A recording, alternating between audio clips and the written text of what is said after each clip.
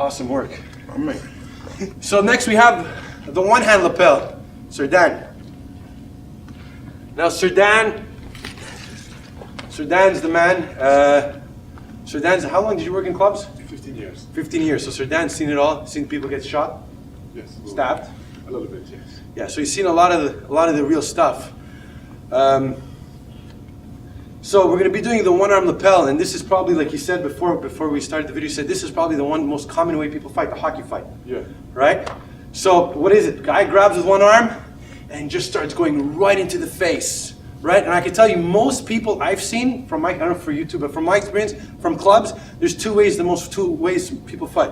One is this way, and the other one is just, you know, the wild punches coming in. So those are, to me, the two most common ways that people will fight.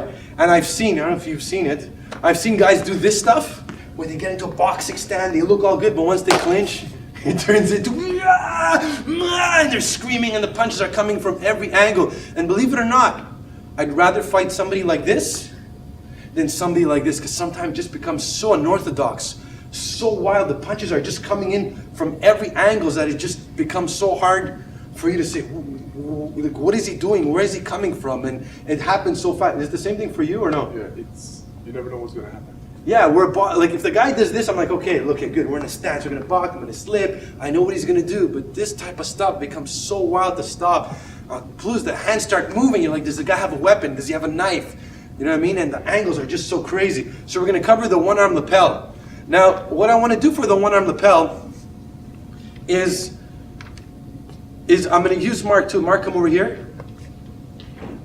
Actually, wait, Mark, wait a second. I'm going to do it first with Sir Dan. What happens is, okay, grab me the shirt. Okay, in a one-arm lapel, the person will use his arm to keep you back, and the hand will come up, and he's going to start nailing right here. Okay, it gets very hard to defend against, because not only do you have the punch to worry about, but you have this arm to worry about. This is the arm that's actually keeping you from striking. Now, I can strike Sir Dan from here pretty easily, so I don't have to worry so much about moving the arm. And even then, sometimes it's not easy to move the arm because the person is still striking. Okay. However, later on, you're going to see we're going to do the same drill with Mark, and it's going to be much harder because we have such a huge range of difference. Okay. So if the person has the arm, grab again. What do I want to do for me? The first thing I want to do is try to bring up my hand over here, keep a stick on his arm. Why? Just in case he lets go and comes in here. So I might do this, I say, hey, yeah, ma'am, and let go right here. Or from here, I might do this and let go and strike into the throat. And even though you're going to go into critical focus on the punch, well, this can knock you out because you won't see this coming. You won't expect it, right? I can go right here, and from here you could release and go for a palm strike straight up. Boom, and I won't even see that. Especially if I'm talking while he hits me, I'm going to get knocked out. Okay, so you have the arm to worry. So I want to establish a stick so he won't be able to do that. The second thing I want to try to do is tuck in my head, right? And any one of the striking principles, and with Sir Dan he does it instinctively every time, tucks his head in. Why? Because I know that, well, the big danger threat is my face. If I take a couple of shots in the head, you'll survive. Your head's going to be able to take it. But if I take in the facial area, break my nose, tooth, jaw, this is more of the knockout areas. So I'll tuck in my head the first thing. So if I take any shots, I take them to the head. The second thing is my hands are going to come up. Okay. The last thing I want to do is try to move in this way. I want to try to move away from his power punch and from the biggest threat, where I'm a little bit off to the side. My hands are here, because what I want to try to do is move and strike, and I want to try to start moving onto the side. Remember, one of the principles, the diamond principle, is what? Strike wide and establish chest to back as quickly as possible. Okay. So from here to here, my hands are up. If he decides to start striking, my hands are going to come up. I'm going to block, okay? Now, what can happen very often, some people block like this. There's an advantage, disadvantage. Yeah, it's quicker and easier to block.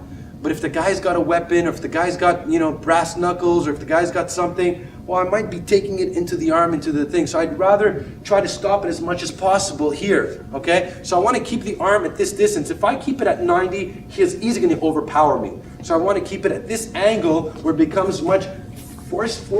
It's much harder for him to break. Now, what happened to me, this happened to me more than once in the street when, but it wasn't a one-arm lapel, is when the punch is thrown and I end up here, okay? when you end up here and he's overpowering, well, now it's kind of too late for me to come back and do this. You'll never have enough core strength and enough power to give me power for me to come. All I'm going to do is go down to the ground. That happens in that case, all you can do is just turn and try to establish chest to back. Okay? But I'm going to be covering it also in the haymaker because, and a lot of times it happened to me where as much as you train, as much as you calculate everything, shit happens, and it doesn't happen exactly the way you train. And sometimes the strike is done so explosively and so fast that just those few seconds make a difference, and you end up stopping it here. And it happened to me, I was here and I'm trying to move back. I said, shit, what am I doing? And then I just instinctively just duck, slip, and establish chest to back. So what we're going to do for the first drill, because this is, to me, one of the most important ways to learn how to fight, is to actually, what we're going to do is we're going to put on a helmet. I'm going to put on a helmet. So Dan put on a helmet, he's going to put on gloves. For the first part of the drill, all he's going to be doing is he's going to be punching me. First part of the drill is, for me, is not to take any hits. To try to trap, to try to move in, to try to find a way to take the least amount of hits as possible, okay? So Dan, just put on a helmet.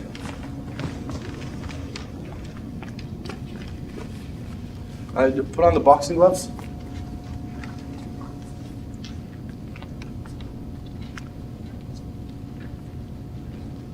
So, again, like I said, guys, this is the most common thing, and you're going to see the difference. And this is what a lot of martial arts people teach self-defense don't do. Well, if I'm going to train with somebody who's half my size, well, I've learned how to defend against myself against somebody who's half my size. But you got to train for bigger, taller, and stronger attackers, then the rest become easier. Okay, and I'll give you the example and I'll prove it to you after. When he's going to get to attack Mark, he's going to have a much longer reach than Mark, how hard it's going to be for Mark to try to apply the same principles as we're doing here. Okay, so I'm going to put on the helmet, take off one glove just so you can grab my...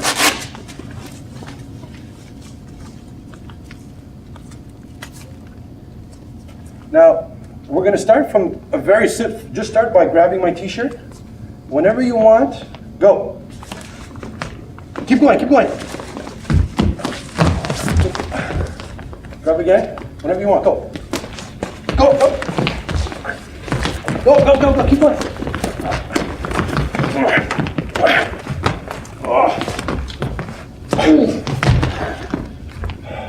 Again, whenever you want.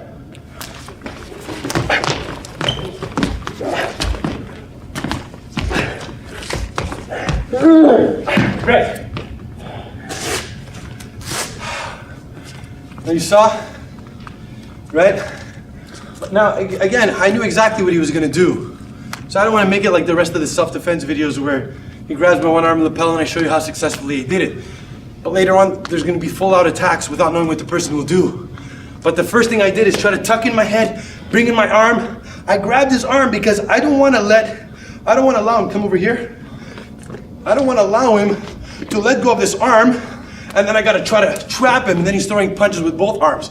So my first thing was, I'm going to keep you here, and I'm going to make sure I block this arm, right? Establish a trap. In reality, I'd be striking, right? But we're going to cover that a little bit later. So what do? I tuck in my head, I trap the arm, and I try to pin, immobilize a stick to him, use my whole body, not my arm, not my back, not my shoulder. My entire body has to come in and trap. Right, he's much bigger than me, he's stronger than me, but I gotta use all my force to keep him in there as much as possible. Now, Mark, come over here. Put on the helmet again. You can do it again. Put on the helmet, Mark.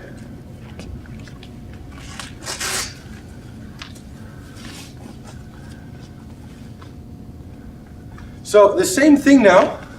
You're gonna grab Mark, no striking, Mark. Just bam, bam, bam, rapid punches. Use your reach, moving back, moving forward. Okay? Now we have, look at this. Like a pretty big reach. So Dan has a much wider reach than him. This is when most common times I've seen fights happen. In this situation, one arm lapel, the guy's much bigger, he's much taller. He uses that reach, it's like bam, and you're trying to stop him. You're focusing on the arm, you're trying to come in. The guy's pushing you and throwing his punch. Let me see it happen. So no strikes allowed, only trapping. Don't let him get that arm. Trap the arm underneath, trap it, pin it. Trap the arm, that's it, break. Break, good. Now he nailed a lot of shots, right? A lot of them wouldn't have done that much damage. They're behind the head. They're half blocked, half stopped. Where did Mark go wrong? When he's trying to trap the arm, you got to trap the elbow. Okay, the elbow is the weakest part between the shoulder and the hand. So you got to try to pin it over here, right? Because it doesn't have much force. If I do it over here, the person could move the arm. Grab me here, grab me. I still have more here. If you grab the elbow and I pin it here, it becomes much harder for me, right? You pin it to his body, okay? Go again. But you saw how easy it was for me to block that punch because I had that reach, and how harder Mark had to explode to come in to not let him get it. Go again. Don't let him, Mark. Sit down. Use that weight. Use that range. Go. Wait. Start. That's it. Wait. Wait. Start back here. And whenever you're ready, go. Make it hard for him. Go. Look at that. That's it. Behind the head. Uppercut him. That's it. Keep going. That's it. Break it up. Keep throwing that punch.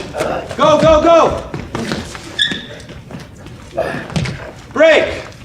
Nice. You managed to get a few shots, right? What did you feel in that, Mark? What did you feel? The impact is it. You were feeling it. Doesn't matter. Like if you grab him, You're still feeling the shots. Yeah, you have a height and weight disadvantage, guys. Anybody who tells you size doesn't matter, take this off, Sir Dan.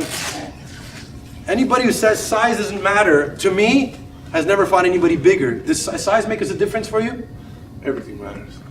Speed, size, but when you're facing somebody who's 200 pounds more than you, whether he knows how to throw a perfect punch or knows how to transfer his weight with the perfect punch, still 200 pounds more coming straight to you. Whether he doesn't hit with full force, there's still a weight that you have to move, that you have to deal with. It's still a disadvantage towards you. Again, there's a lot of factors, but to me, this being a main one. Especially over 200 pounds, you can get knocked out with one punch easy. Yeah, for sure. Yeah, there's no doubt about it, man. You know what I mean? So size makes a difference, so does height and weight and range, right? You finding somebody with a longer range, well, it becomes much harder for you to enter, much harder for you to counter, harder for even when you're faced against a knife, because the guy has such a big range, it takes so much more timing and speed for you to come in. Okay? Put on the helmet again.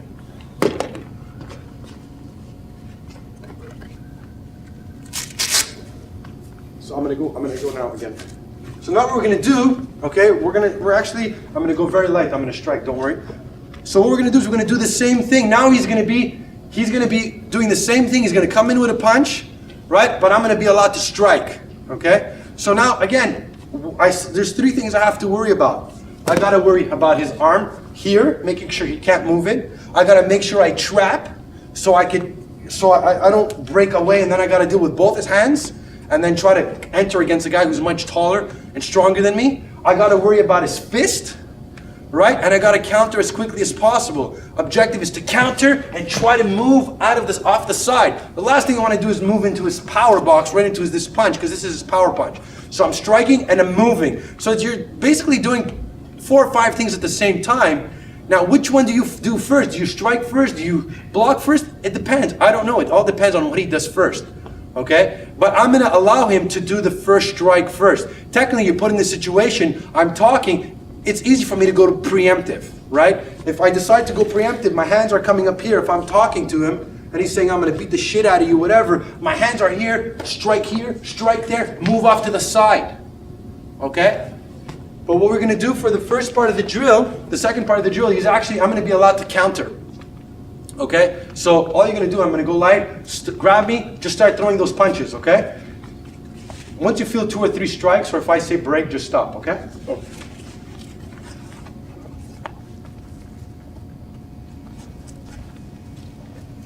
Whatever you want.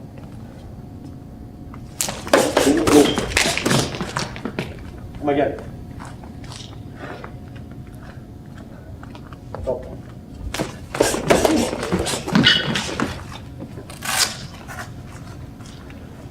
Let's try with rock.